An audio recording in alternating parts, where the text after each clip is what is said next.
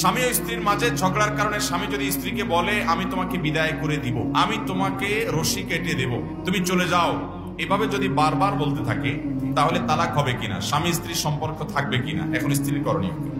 অনেক ছোট লোক স্বামী আছে, কিছু হলেই তালাক, আছে না নাই? আমি সবসময় বলি, কিছু বন্ধু আছে ছোট লোক বন্ধু, কিছু হইলেই বলে কাটতি তোর সাথে, আছে না নাই? চুন থেকে নুন খসলে বলে কি, তোর সাথে কাট। কিছু হইলো ফেসবুকে ব্লক মেরে দিল, আনফ্রেন্ড করে দিল, আবার কয়দিন পরে ফ্রেন্ড লিস্টে ঢুকানোর জন্য রিকোয়েস্ট পাঠাইলো।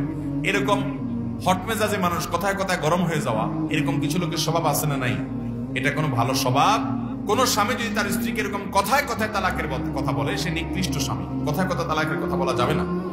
কিন্তু মাসআলার উত্তর হলো, যদি কেউ বলে আমি তোমাকে তালাক দেব, রশি কেটে দেব, অর্থাৎ এখন দেই নাই, দেব ভবিষ্যতে, এই দেব যদি বলে তাতে তালাক হয় না। কিন্তু দেব বলার পরে যদি বলে দিলাম, তাহলে আবার তালাক হয়ে যাবে। অর্থাৎ অতীতকালীন ক্রিয়া এটা যদি বলে তাহলে তালাক হয়ে যাবে, আর ভবিষ্যৎকালীন ক্রিয়া ব্যবহার করে যদি বলে তাহলে তালাক হবে। অতএব এরকম ঘন ঘন যদি কোনো স্বামী তালাকের কথা বলার বদভ্যাস থাকে, তাকে কোনো আলেমের কাছে নিয়ে যেতে হবে যে কথায় কথায় স্ত্রীকে তালাকের কথা বলা গুনাহ। আবার অনেক মহিলাও আছে ছোট লোক টাইপের, কথায় কথায় বলে যে তোমার সংসার আর করবো না, আমি চলে গেলাম বাপের বাড়িতে, ব্যাগটা কোসে হাঁটা দেয়, আছে না নাই?